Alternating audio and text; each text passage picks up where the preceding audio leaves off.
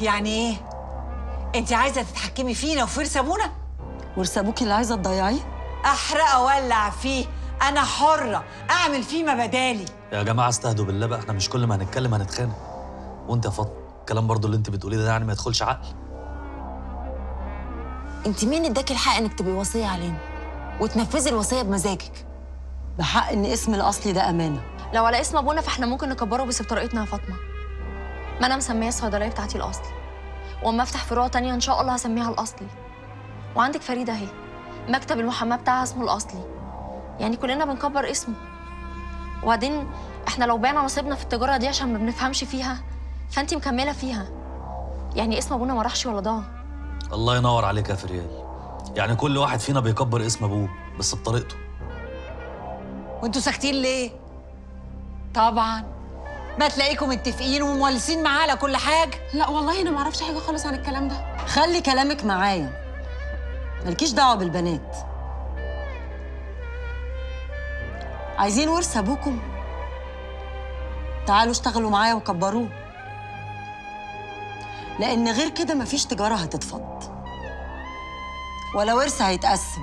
اللي انت بتقوليه ده مش قانون يا فاطمه. خلاص يا فريده، خلص الكلام.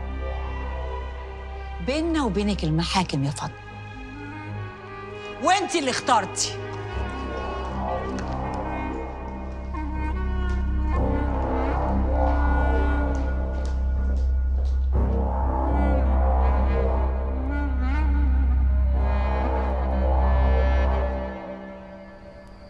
هو ايه ده؟ انا هروح لها الفيلا وهجيب عليها وطيها. اقعد يا ابراهيم، ده مش وقت عصبيه ونرفزه. يعني ايه؟ هنسيبها تاكل حقنا؟ الجرأة والقوة اللي كانت بتتكلم بيهم فاطمة مخوفاني ومحسساني إنها مسنودة على حاجة. قصدك يا فايزه؟ فاطمة ما كانتش بتخلي حد فينا يقرب من أبويا الله يرحمه.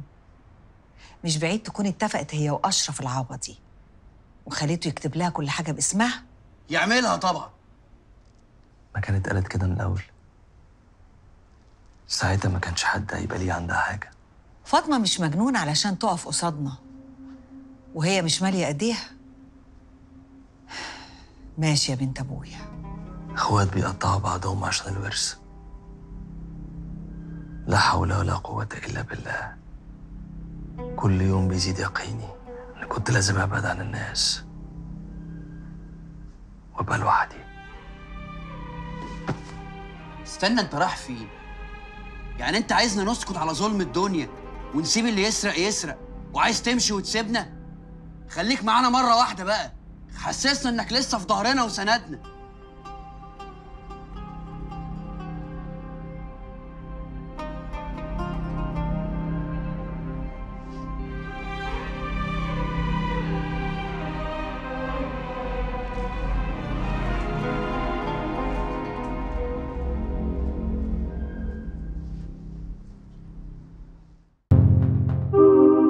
اشترك في باقات واتشت الشهرية بتبدأ من 14 جنيه و99 قرش، وباقات سنوية تبدأ من 150 جنيه.